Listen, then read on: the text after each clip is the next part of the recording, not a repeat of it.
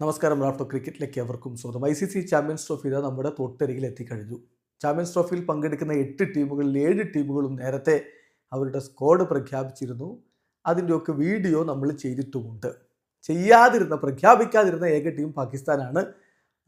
ആതിഥേയരായിട്ടുള്ള പാകിസ്ഥാനും ഇതാ അവരുടെ സ്ക്വാഡ് പ്രഖ്യാപിച്ചിരിക്കുന്നു. ഒടുവിൽ പാകിസ്ഥാനും സ്ക്വാഡ് പ്രഖ്യാപിച്ചു. ചാമ്പ്യൻസ് ട്രോഫിക്കുള്ള സ്ക്വാഡിലേക്ക് ഫഖർ സമൻ, ഫഹീം അഷ്റഫ്, സൗദ് ഷക്കീൽ എന്നിവരെയൊക്കെ തിരികെ വിളിച്ചിട്ടുണ്ട്. അതേസമയം സെൻസേഷനായി മാറിയിരുന്ന അവരുടെ ബാറ്റർ സെയിം അയ്യൂബ് പരിക്ക് കാരണം ഈ ടൂർണമെൻറ്റിൽ നിന്നും പുറത്ത് പോയിരിക്കുകയാണ്. പാകിസ്ഥാൻ്റെ സ്ക്വാഡ് നമുക്ക് നോക്കാം. ഇന്ത്യ പാകിസ്ഥാൻ മത്സരമുണ്ട്, നമുക്കറിയാമല്ലോ. അത് ദുബായിലാണ്. അപ്പോൾ അതുകൊണ്ട് എതിരാളികളെക്കുറിച്ച് അറിഞ്ഞിരിക്കേണ്ടത് പ്രധാനമാണ്.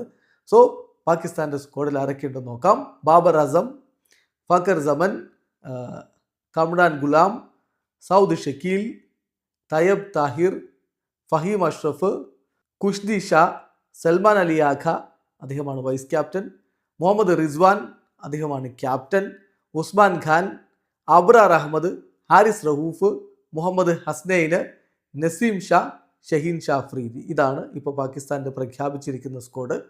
ഏതായാലും എല്ലാവരും ആകാംക്ഷയോടുകൂടി കാത്തിരിക്കുകയാണ് ICC ചാമ്പ്യൻസ് ട്രോഫി മത്സരങ്ങൾക്കായിട്ട്.